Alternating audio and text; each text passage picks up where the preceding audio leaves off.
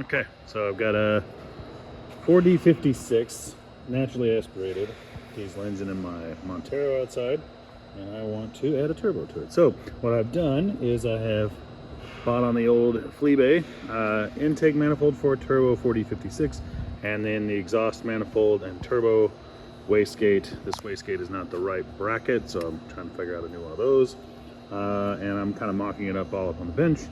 In the meantime, I also picked up a 4056T injection pump. So these injection pumps are a little different than the naturally aspirated ones because they've got a little boost powered fuel boost compensation mechanism on the top plate.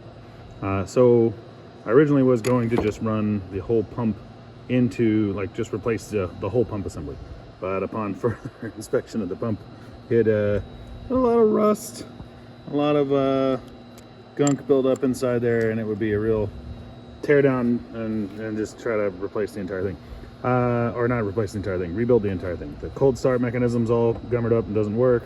The parts are all rusty, and it's varnish coated on the inside is real bad. So what we're doing now is, the plan is to take just the boost compensation off of this pump, put it on my pump. My pump works perfectly fine, but it needs the boost compensation system. So right now we're just going through all that, and I'm going to get you up to speed with where we are.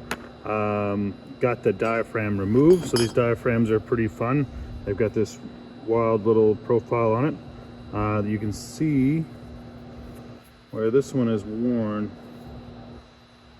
Kind of see a little line on that taper, so I need to make sure that goes back in the right place when I set it down into the assembly.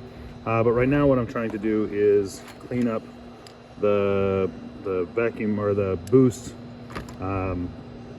fuel compensation. So what it does is, when boost goes on the back side of this diaphragm, that pushes down. What that it then in turn does is moves this lever back and forth, which moves your, basically this is what dictates how much fuel comes out of the pump. There's all sorts of fun things in here. This is your flyweight governor. Then you've got, this is like the hard stop aware, as far back as it can go. There's some kind of load compensation shenanigans on in here as well. I don't think that this piece needs to go with one of the new pump. I think it's just this, but we're going to see when we tear that apart. But right now I was noticing that the actuator in this was actually so gunked up it wasn't moving. So I've now taken that apart, and I'm going to get that all cleaned up and sorted. The pin is inside there. You can't really see.